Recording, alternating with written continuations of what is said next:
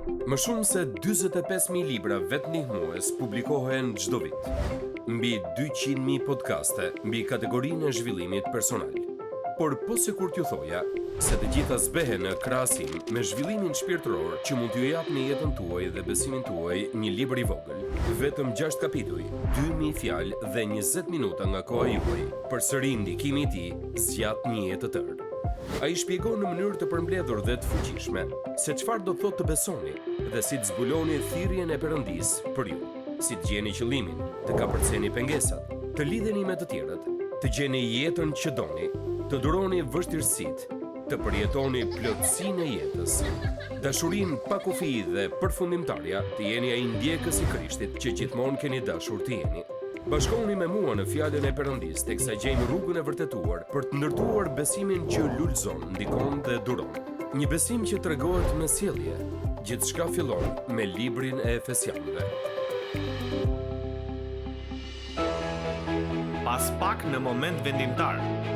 Më lejoni t'ju them diçka, nëse jeni vërtet të krishterë dhe e dini se ka diçka të gabuar në jetën tuaj dhe ju jeni të bindur për këtë, ktheuni te Perëndia dhe e dini çdo të zbuloni kur të ktheheni tek ai po qëndron kështu.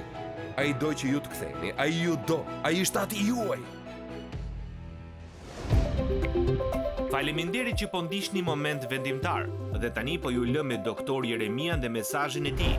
Të ecësh në dashuri. Ishte marsi i vitit 2022 dhe Martin Dathway filloi të ecte një mbrëmje të freskët marsi në Selby të Anglisë. Plani i tij ishte që të bënte një shëtitje përreth fshatit, duke bërë një rreth të plot, dhe pastaj një rreth tjetër, dhe pastaj një rreth tjetër. Në fakt, ai kishte marrë përkushtimin që të ecte për 24 orë në mënyrë që të ngrinte mbështetje për fëmijët në Ukrainë. Fëmijë jeta e cilëve ishte kthyer përmbys nga pushtimi mizor i Rusisë në muajt e parë të 2022-shit. Si shumica prej nesh gjatë asaj kohe, ai kontrolloi përditësimet mbi luftën në Ukrainë dhe ishte plot shpresë se shkatërimit shumë shpejt do t'i vinte fundi. Në atë pikë, më shumë se 4 milion ukrainas ishin larguar nga shtëpitë e tyre dhe ishin bërë refugjat. Shumë prej fëmijëve kishin mbetur pa baballar sepse burrat qëndruan për të luftuar, kurse familjet u larguan për arsye sigurie. Në vend që thjesht të qëndronte, Dathway vendosi të bënte diçka. Kur diçka nuk shkon në botë, nëse ju jeni të krishterë, ju thyet zemra dhe doni që të bëni diçka, Dathway vendosi të mblidhte para, prandaj ai eci përreth atij qyteti, eci përreth dhe eci pa pushim dhe ai përfundoi duke mbledhur para. Ai mblodhi 5.000 pound dhe këto para i dërgoi në Ukrainë për të ndihmuar me situatën. Mund thoni po mbase kjo nuk pati asnjë lloj ndikimi. Do të them se janë vetëm $5.000 dhe gjithaj shkatërim aty dhe nëse dikush mendon kështu, kur nuk bëhet asgjë, apo jo? Ne bëjmë aq sa mundemi dhe prandaj Dathway eci përreth qytetit derisa i mblodhi ato para. Më pëlqen kjo histori sepse ecja është një ilustrim i mirë i jetës së krishterë. Në fakt, ecja na shfaqet shumë herë në Bibël. Ne na thuhet që të ecim në besim. Në librin e Efesianëve na thuhet se ne duhet të ecim të denjë për thirrjen tonë. Në pasazhin që do të studiojmë sot, do të na thuhet se duhet të ecim në dashuri. Të krijohet përshtypja se ecja është e rëndësishme dhe e dini se çfarë më pëlqen te kjo? Disa prej nesh e kanë keq kuptuar këtë, ne mendojmë se duhet vrapojmë gjatë jetës së krishterë. Un jam fajtor. Ne mendojmë se duhet ta marrim me nxitim këtë, por ajo që kuptojmë pasi e bëjmë këtë për pak kohë është se jeta e krishterë jetohet çdo ditë, duke bërë atë që vjen më pas. Çdo ditë duhet të ecim në jetën e krishterë. Dikush ka thënë se gjëja më e vështirë të qenit i krishterë është se është e përditshme dhe është e vërtetë. Ne nuk mund ta bëjmë jetën e krishterë në mënyrë tjetër dhe ecja është një shembull fantastik. Ne ecim përmes sëmundjeve, ne ecim përmes problemeve, ne ecim përmes lëndimeve, ne ecim përmes vdekjes. Si të krishterë ne vazhdojmë të ecim, ne ecim në besim. Dhe Bibla na thot në këtë pasazh që kemi përpara sot duhet të ecim në dashuri. Prandaj le të hedhim një sy kësaj. Libri i Efesianëve është shumë i qartë për rëndësinë e ecjes sonë. Kuptoni që kisha në Efes, së cilës Pali ka shkruar këtë letër nga burgu, ishte një kish në një nga qytetet më të këqinj në të gjithë historinë. Në qytetin e Efesit ishte tempulli i Artemisës ose tempulli i Dianës, një nga 7 mrekullitë e botës, por ishte një mrekulli për sa i përket ligjësisë që kishte. Imoraliteti seksual ishte pjesë e adhurimit të tyre. Nëse do të jetonit aty, duhet ishit imoral që të përshtateshit. Dhe pastaj u themelua një kish nga Prishila dhe Aquila. e pak besimtar të mbledhur bashk dhe pak nga pak ajo kishte urrit dhe pastaj Pali shkon dhe kalon pak kohë aty dhe pastaj ai vendos Timoteun në drejtim dhe kisha në Efes ishte një shqetësim në rritje. Por ishte një shqetësim në rritje në mes të një qyteti si Hong Kongu, Moska apo San Diego, ku ligësia ishte më bollëk. Dhe ishte e vështirë të ishe i krishter aty. Sa prej jush mund të thonë amen për këtë? Është e vështirë të jesh i krishter. Për efesianët ishte e vështirë të ishin të krishter. Dhe ja ku kemi Palin, ai ka dëgjuar për gjërat që po ndodhin dhe prandaj ulet dhe u shkruan atyre. Dhe kjo letër që ju keni përpara tani është një letër dashurie dhe shpresoj që mund t'ju tregoj këtë, ndërsa i shtjellojmë së bashku këto vargje. Ne duhet të ecim në dashuri sipas Palit. Te vargu 1 i kapitullit të 5 ai thot: "Bëhuni pra imitues të Perëndis, si bij shumë të dashur dhe ecni në dashuri." Prandaj na tregon se kjo është lidhur me atë që pam herën e kaluar kur studiuam kapitullin e 4. Na u tha që duhet jemi të mirë me njëri tjetrin, që duhet të falim ashtu si Perëndia na ka falur në Krishtin dhe vargu tjetër na thot: "Bëhuni pra imitues të Perëndis." Si mund të mësojmë që të ecim në dashuri? Imitojmë Perëndin. Perëndia është Perëndi i dashurisë dhe ai është Perëndia i faljes. Dhe fjala imitues këtu është përkthimi i fjalës që ka kuptimin mimetizoj. Biblia na thot se ne duhet imitojmë Perëndin. Pali thot se ne duhet imitojmë Perëndin për çështjen e mirësisë, zemërbutësisë dhe faljes, dhe ne duhet ecim çdo ditë në këtë lloj dashurie. Dëgjoni pak këtë koment. Samuel Johnson një herë ka shkruar: "Shembulli është gjithmonë më i efektshëm se mësimi." Albert Schweitzer ka thënë: "Shembulli nuk është gjëja kryesore për të ndikuar te të tjerët, është vetmja gjë."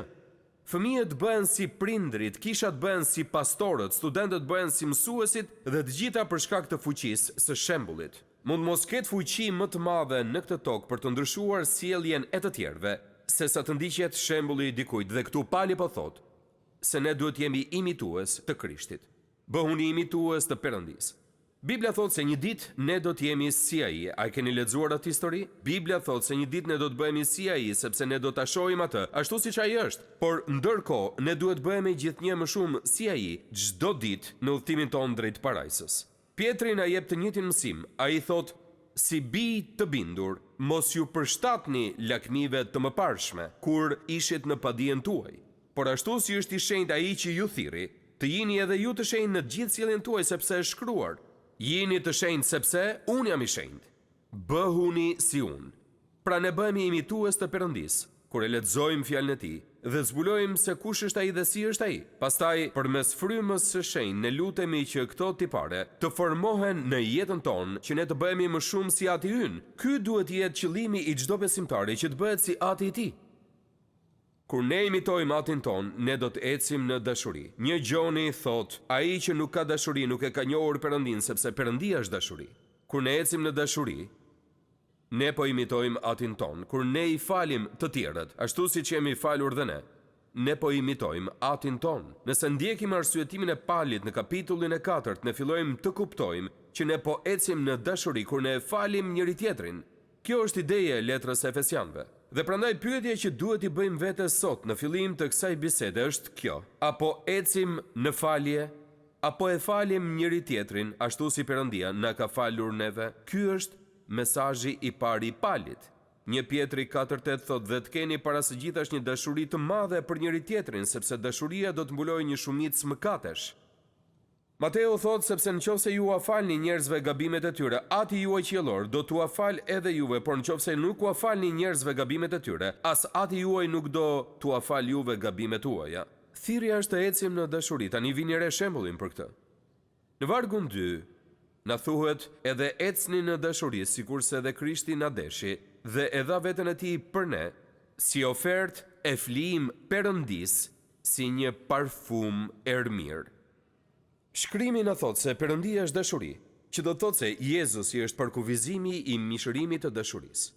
Një shembull i mishërimit të asaj se si duket dashuria. Nëse kemi dyshime se si duhet të ecim në dashuri, kemi nevojë të shohim Jezusin, sepse Jezusi është Perëndia në mish, i cili na mëson si të ecim në dashuri dhe në falje. Jezusi tha: "Askush s'ka dashuri më të madhe nga kjo, të jap jetën e vet për miqtë e tij." Këto janë fjalët e Jezusit. Ky është biri i Perëndisë që po flet.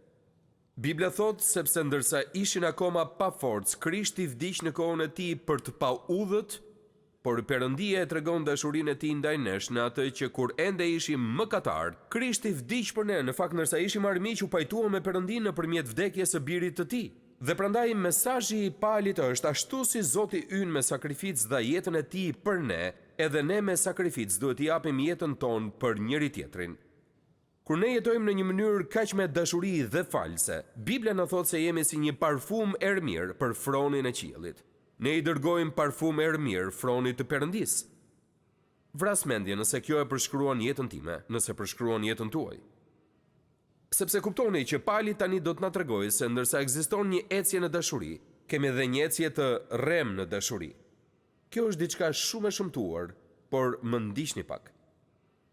Por ashtu si u ka hije shenjtorëve, as kurvëria, as ndonjë papastërti, as kurnacërit mos zihet në gojë midis jush, as pandershmëri, as të folur pa mend e të përqeshur, të cilat nuk kanë hije, por më tepër të ketë falënderime. Kjo është një listë me fjalë të sikletshme. Kurvëria, papastërtia, kurnacëria, ndyrësia, përqeshjet, idhujtaria, fjalë pa mend dhe mosbindja. Mbase po vrisni mendjen, pse Pali këtë pasazh për dashurinë e bën lëmsh duke përmendur gjithë këto mbeturina? Të vjen ndërmend kjo pyetje kur e lexon për herë të parë. Përgjigjja është Satani. Kuptoni që ndërsa ne jemi thirrur që të jemi imitues të Perëndisë, Satani është falsifikuesi i Perëndisë. Si i tillë, armiku ynë ka krijuar një program të rrem të dashurisë, një program që ishte i dukshëm në botën e kohës së Palit, siç ju përmenda, një ide të rreme për dashurinë në qytetin e Efesit. Dhe kjo është gjithashtu e dukshme edhe në shoqërinë tonë të sotme. Ndërsa dashuria e Perëndisë është mbushur me falje, vetë sakrificë dhe me gjithë gjërat e mira, Satani ka krijuar një imitim të shtrembruar të dashurisë, që është shkatrues dhe përçarës, dhe fatkeqësisht gjithnjë e më shumë po shpërndahet kjo në kulturën tonë, madje edhe në kishat tona. Ne duhet kalojmë pak kohë për të identifikuar dhe diskredituar këtë dashuri të rreme që ta vlerësojmë më shumë atë të vërtetën që është dashuria e Perëndisë për ne, prandaj le të marrim një çast dhe ta bëjmë këtë. Imoraliteti. Kjo është fjala e parë në vargun 3. Si fillim, sistemi i rrem i dashurisë që sjell Satani shpërthen në imoralitet, siç ishte shfaqur në qytetin e Efesit. Por ashtu siç u ka hije shenjtorëve, as kurvëria, as ndonjë papastërti, as kurnacëri shkruan ai, të mos zihet në gojë midis jush, unë mendoj se Pali ul dhe po përfituronte se çfarë po ndodhte në qytetin e tij dhe kuptoi se ndikimi dërmues në qytetin e Efesit ishte imoraliteti, seksualiteti, pornografia dhe gjithçka e lidhur me këto, dhe ai sheh këta të krishterë që kanë ardhur te Krishti dhe ata kanë dalë prej këtyre gjërave dhe Pali thot mos u ngatroni më me këto gjëra, lërini këto pas. Ky është falsifikimi i asaj që Perëndia do që të bëj për ju. Dashuria e perëndishme kërkon të jap, epshi kërkon të marr. Dashuria e vërtetë është vetë sakrifikuese, epshi sakrifikon të tjerët për përfitimin e tij. Ndërsa dashuria e vërtet na pastron dhe na ngre lart, epshi dhe kurvëria na degradon dhe na rrëzon poshtë. Dashuria e vërtet kënaq, por imoraliteti na lë me një zbrasti që i gërryen zemrat tona, që vazhdimisht të kemi uri për më shumë. Pastaj kemi papastërtinë. Jo vetëm veprimet tona. Imoraliteti qëndron te veprimet tona, por papastërtia qëndron te fjalët tona.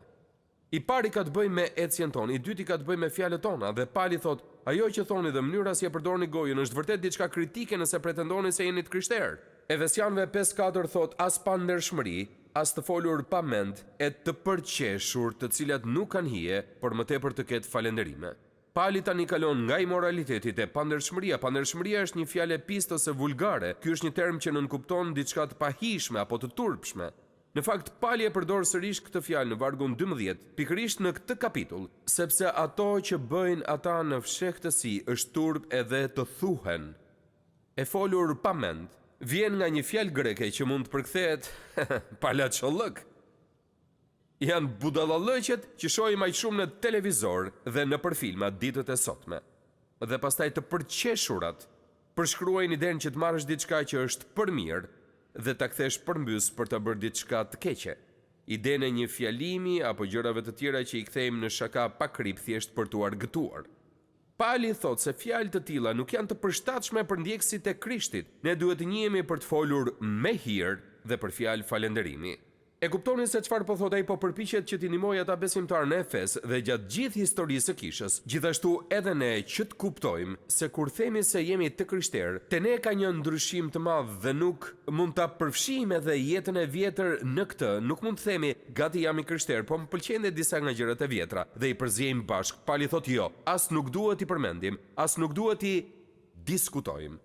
Dhe pastaj kemi Koston që nuk ecim në dashuri në vargjet 5 deri në 7. Nëse jeni si unë, keni vrarë mendjen se pse dikush do ta merrte këtë ilaç që na vjen me kaq shumë paralajmërime.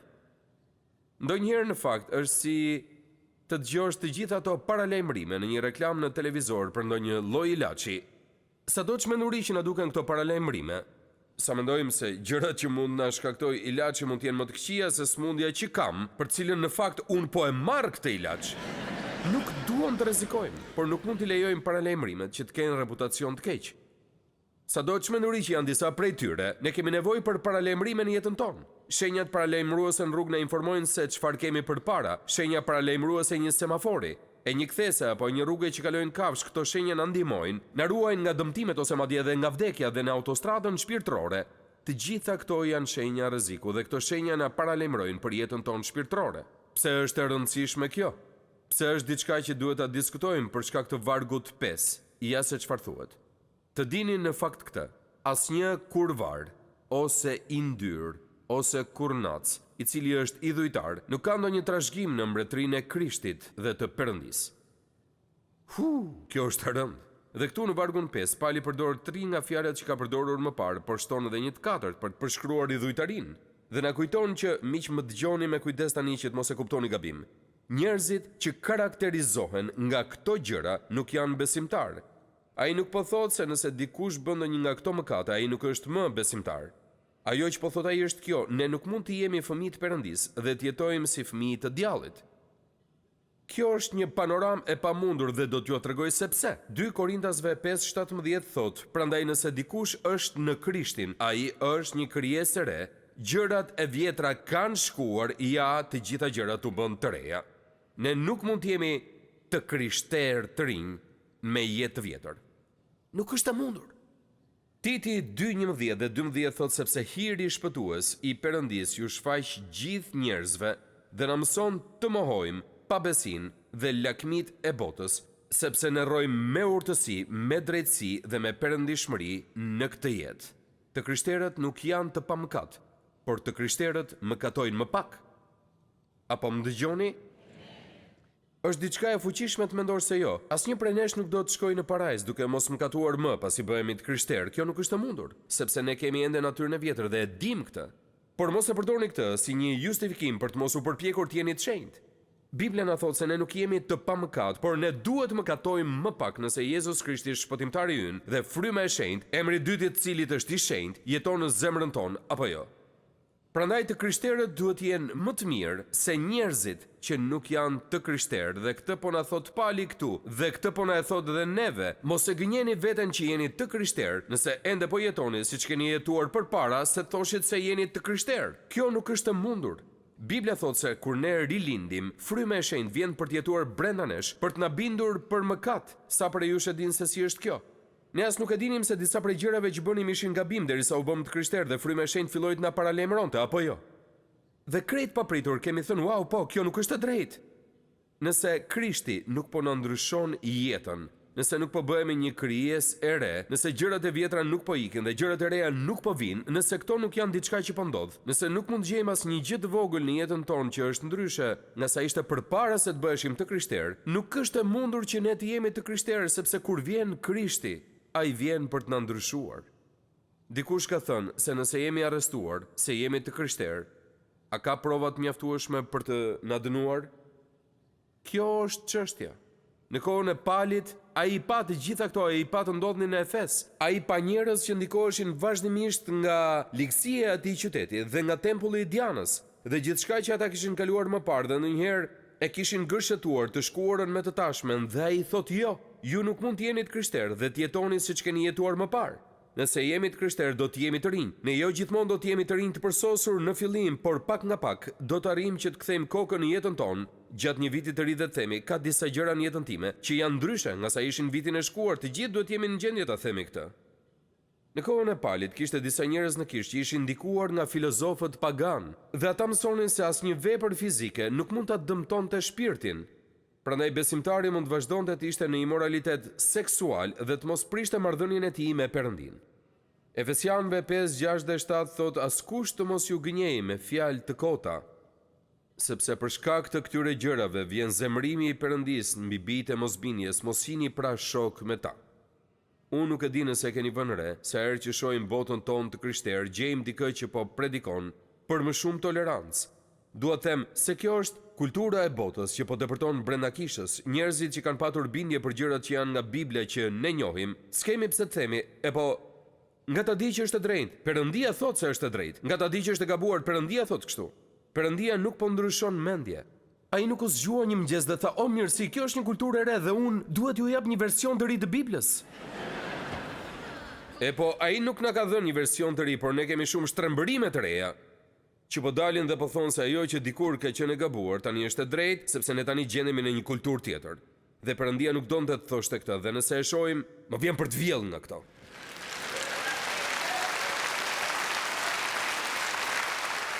Disa nga këto standarde janë po aq të vështira për mua sa që janë edhe për ju, por ato janë standardet e Perëndisë. Dhe jam mirënjohës për këtë, jam mirënjohës për të vërtetën, sepse kur e dim të vërtetën, kemi një vend ku të shkojmë. Nëse nuk e dim të vërtetën, jemi të humbur. Dhe më vjen keq për njerëzit në këtë kulturë që po e besojnë këtë ide që mund ta ndryshojnë fjalën e Perëndisë për ta përshtatur me kulturën tonë që ne mund të bëjmë atë që donim të bënim, edhe të mos jemi ndryshe. Perëndia nuk na jep këto të vërteta sepse ai nuk na pëlqen, apo sepse po përpiqet na bëjë të mirë. Perëndia nuk ka thënë pa të shohim, unë po dërgoj birin tim në tokë që të jap jetën e tij për këta njerëz dhe pastaj pjesën tjetër të kohës së tyre në tokë do ta kaloj duke u përpjekur t'i bëj të ndihen sa më të mirë derisa në fund t'i marrë në parajs. Kjo është mënyra se si mendojnë njerëzit. Efesianëve kapitulli 5 fillon me një inkurajim për ta ndjekur Perëndin dhe për t'u bërë imitues të tij. Dhe ndërsa e mbyllim mesazhin e sotëm, dua që t'ju lë me disa mendime që kemi tek ky pasazh, sado i vështirë që është. Po ju them disa gjëra që t'i mbani mend. Numri 1, kujtoni dashurinë e Perëndisë kur mendoni për këtë pasazh. Ne bindemi sepse ai na do, ne nuk na do sepse ne bindemi. Si mund t'i largojmë të tjerët nga mëkati? Duhet t'i paralajmërojmë? Po. A duhet t'i urdhërojmë që t'i largohen? Po. A duhet ta dënojmë kryerjen e mëkatit? Po. Por çfarë duhet bëjmë më parë? Së pari duhet t'i kujtojmë ata që e duan Perëndin dhe po vajtojnë për dështimet e tyre, se ata janë fëmijët e tij shumë të dashur. Ti je një fëmijë i mrekullueshëm, një fëmijë i çmuar i Perëndisë, shumë i dashur, ti je i çmuar për të. Prandaj jeto si një fëmijë shumë i dashur. Bëhu ai që je në Krishtin. Pra kujtoni dashurinë e Krishtit. Ju mund t'jeni duke më dëgjuar sot dhe të mendoni, po e di kjo nuk është për mua, unë tashmë e kam kaluar këtë, e kam kaluar pikën e kthimit, pastor Jeremia, të gjitha këto janë të vërteta për mua. Më lejoni t'ju them diçka, nëse jeni vërtet të krishterë dhe e dini se ka diçka të gabuar në jetën tuaj dhe ju jeni të bindur për këtë, ktheuni te Perëndia dhe e dini ç'do të zbuloni kur të ktheheni tek ai? Ai po qëndron kështu. Ai do që ju të ktheheni, ai ju do, ai është ati juaj. Pra, kujtoni dashurinë e Perëndisë. Numri 2. Kjo është e kundërta e asaj që sapo tham, respektoni zemrimin e Perëndisë. Ne mund të rezistojmë mësimit biblik mbi zemrimin e Perëndisë, por mendoni për këtë analogji. Sa më shumë që një baba e do të birin e tij, aq më shumë e urren tek ai të dehurin, gënjeshtarin apo tradhtarin. E kundërta e dashurisë nuk është zemrimi, është urrëtia dhe forma përfundimtare e urrëties është mospërfillja. Që dikush të jetë vërtet i mirë, ai duhet të jetë i zemëruar me të keqen dhe plotësisht armiqësor me padrejtësinë. Këtë po na thot Pali tek Efesianëve 5. Perëndia është i zemëruar me gjërat që i shkatrojnë njerëzit. Ai po punon kundër imoralitetit dhe papastërtisë. Ai kërkon që ne të luftojmë kundër gjërave që e shkatrojnë jetën dhe ai do që ne të përqafojmë gjërat që sjellin jetë. Në të rajt, përdor shembullin e mëposhtëm për të përshkruar se si duhet ta shmangim mëkatin dhe të përqafojmë jetën e re që kemi në Krishtin. Mendoni për një kafshë, thot ai, të cilën e keni vërtet frikë. Qoftë ky një rinoqeronti zemëruar apo një merimange e madhe. Nëse ktheheni në një cep dhe gjendeni përballë saj, çfarë do doni që të bëni? T'ja mbathnit sigurisht. Po, si të krishterë, kështu duhet të ndihemi për një jetë plot lakmi, epsh, xhelozi, padrejtësi ose ndonjë lloj gjëje tjetër mëkatare. Pastaj mendoni se si do të ndiheshit nëse do të shihnit njeriu që donit më shumë në të gjithë botën, të cilin nuk e keni parë prej shumë vitesh, që po ecën rrugë, çfarë do të bënit? Po do të shkonit dhe do ta ndiqnit sigurisht. Kështu duhet silleni kur mendoni për Jezusin dhe për jetën e re që ai po ju ofron dhe për gjithë botën. T'ja mbathni nga diçka dhe të vraponi drejt diçkaje. Ne ja mbathim nga mëkati, por ne ja mbathim nga mëkati që të vrapojmë drejt Perëndis. Së treti dhe e fundit, kujtoni që t'i përgjigjeni hirit të Perëndis. Shumë interesante, vetëm një frazë e shkurtër në fund, të ketë falënderime. Është thënë se në thelb dhe në themel, gjithë mëkatet janë thjesht mosmirnjohje. Unë mendoj se kjo është e vërtet. Një pastor thot një nga mënyrat më të mira për ta mundur mëkatin është duke shprehur mirënjohje dhe falënderim. Falënderimi është e kundërta e epshit dhe lakmisë, sepse një zemër falënderuese ka ndaluar së kërkuari çdo gjë që nuk e ka dhe është e mahnitur dhe vlerësuese për të gjitha gjërat e mira që ka tashmë. Logjika e epshit dhe lakmisë kërkon që ju të jeni jo të kënaqur me atë që keni dhe t'i kushtoni vëmendje të gjithë gjërave që nuk keni. Logjika e falënderimit kërkon që ju të përqendroheni tek ajo që Perëndia ju ka dhënë. Një bashkëshort i mirë, një bashkëshorte e mirë, një familje fantastike, një jetesë e mirë, një punë e mirë, çfarëdo që të jetë. Ju tashmë i keni marrë këto gjëra dhe duhet të pushtoheni nga falënderimi. Mirënjohja është e kundërta e mëkatit. Është e vështirë të jesh falënderues dhe mëkatar njëkohësisht. Këto janë fjalë të rënda. Këto janë fjalë për ne që ti mendojmë, por janë fjalë për ti menduar, sepse ato na i ofron Ati ynë përmes apostullit të tij. Dhe shpresoj se edhe nga unë, si pastori juaj, Perëndia ju do juve, ai më do mua. Ai ka vendosur disa tabela paralajmëruese, do që t'jemi si ai, dhe ai na thot nëse doni t'jeni si unë, ja cilat janë rrugët që duhet t'u qëndroni larg. Ja dhe një poem për të mbyllur mesazhin. Ti po shkruan një ungjil, një kapitull në ditë, me veprat që bën dhe fjalët që thua. Njerëzit lexojnë atë që shkruan, qofshin pa besima të vërteta. Thuaj, cili është ungjilli sipas teje? Çfarë po shohin njerëzit në mua që i bën ata ta njohin Perëndin? Pikërisht në këtë mënyrë duhet jetojmë. Zot, më bëj si veten. Më bëj si veten. Dhe pastaj ecim. Ne do të ecim sërish në këtë botë, ne do të shkojmë sërish në punën tonë, do të kthehemi te familja jonë. Dhe e dini ndonjëherë marrim një mesazh si ky dhe entuziazmohemi dhe duam të ndryshojmë. Jo, thjesht ecni. Hidhni hapin e radhës. Teksa Perëndia i flet zemrës suaj, bëni atë që ai ju thot bëni. Bëni hapin e radhës. Kjo është ecja apo jo? Thjesht hidhni hapin e radhës. Ecje do të thotë të hedhësh një hap pas tjetrit dhe të kesh pak besim se këmba që hidhni përpara do të ulet në një tokë të qëndrueshme dhe do t'ju çojë në vendin ku doni të shkoni. Prandaj le të ecim dhe si duhet të ecim, duke imituar Jezusin.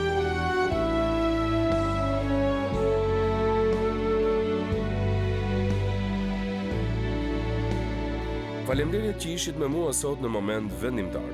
Sa më shumë që e studiojmë fjalën e Perëndis, aq më shumë e kuptojmë që Perëndia ju i dashur dëshiron të ketë një marrëdhënie personale me gjithë secilin prej nesh.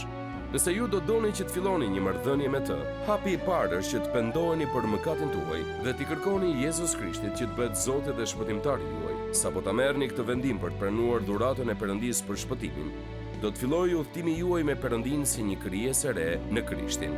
Nëse sot e keni marrë këtë hap besimi, ju inkurajoj që ta ndani vendimin tuaj me të krishterë të tjerë në një shërbes të besueshme apo të një kishe zonës, dhe që të vazhdoni të rriteni në besimin e sapogjetur. Perëndia ju bekoft, ndërsa filloni ecjen tuaj me Perëndin. Pres me padurim që të shihemi herën tjetër këtu në moment vendimtar.